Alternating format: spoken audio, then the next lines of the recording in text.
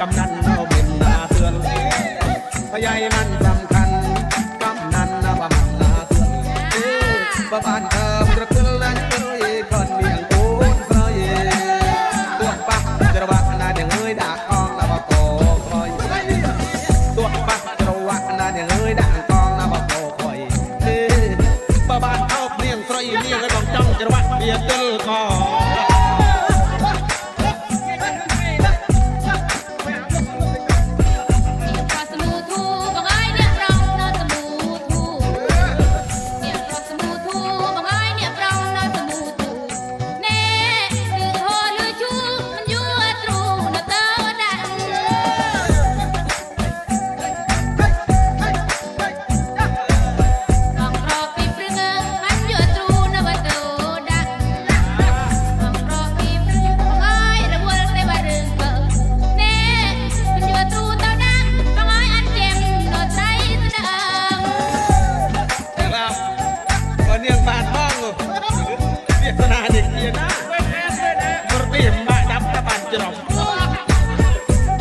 ตลาด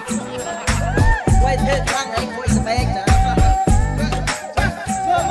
อันนี้จำได้เราไปจับแล้วก็คนสเปก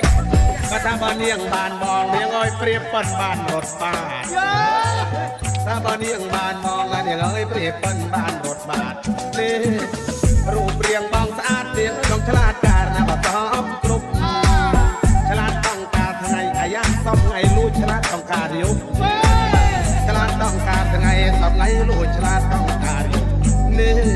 ต้องฉลาดการสอบกรุ๊ปสอบไงฉลาดต้องกรุ๊ปอังเก็บกรัง